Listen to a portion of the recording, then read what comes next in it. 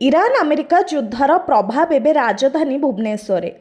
ଆମେ ଦେଖାଉଛୁ ସାଲିଆ ସାହିର ଦୃଶ୍ୟ, ଯେଉଁଠି ଗ୍ୟାସ୍ ସିଲିଣ୍ଡର ପାଇଁ ଲାଗିଛି ଲମ୍ବା ଲାଇନ୍। ଗ୍ୟାସ୍ ଫିଲ୍ ପାଇଁ ସାଧାରଣ ଜନତା ରାତି 3ଟାରୁ ଲାଇନ୍ରେ ଠିଆ ହୋଇଛନ୍ତି। ଗ୍ୟାସ୍ ଅଭାବରୁ ଅନେକ ଘରେ ଚୁଲି ଜଳିବା ବନ୍ଦ ହୋଇଯାଇଛି। ଲୋକେ ଏବେ ପୁଣି କାଠ ଚୁଲିକୁ ଆପଣେଇବାକୁ ବାଧ୍ୟ ହେଉଛନ୍ତି। କିଏ ନିଜ ଛୁଆ ପାଇଁ ଟୋପାଏ କ୍ଷୀର ଫୁଟାଇ ପାରୁନି ତ କାହାର ଦିନ ସାରା ଉପାସରେ ବିତୁଛି। ରାଜଧାନୀରେ ଏହି ଭୟଙ୍କର ଗ୍ୟାସ୍ ସଙ୍କଟ ସାଧାରଣ ଓଡ଼ିଆର ଅଣ୍ଟା ଭାଙ୍ଗି ଦେଇଛି। ବିଶ୍ୱଯୁଦ୍ଧର ପ୍ରଭାବରେ ସାଲିଆ ସାହିର ଭୋକିଲା ପେଟ ଏବେ ପ୍ରଶାସନକୁ ପ୍ରଶ୍ନ କରୁଛି, କେବେ ମିଳିବ ଏହି ସମସ୍ୟାର ସମାଧାନ? ଏପରି ଦୃଶ୍ୟ ଗତ 3 ଦିନ ହେବ ସାଲିଆ ସାହିରେ ଦେଖିବାକୁ ମିଳିଛି। ଲୋକେ କାମଧନ୍ଦା ଛାଡ଼ି ଲାଇନ୍ରେ ଠିଆ ହେଉଛନ୍ତି, କାରଣ ମୂଲ ଲାଗିବା ଅପେକ୍ଷା ଆଗ ଘରେ ଚୁଲି ଜଳିବା ଦରକାର। ଏପରିକି ବୃଦ୍ଧା ମହିଳା ଲାଇନ୍ରେ ଠିଆ ହେଉଛନ୍ତି।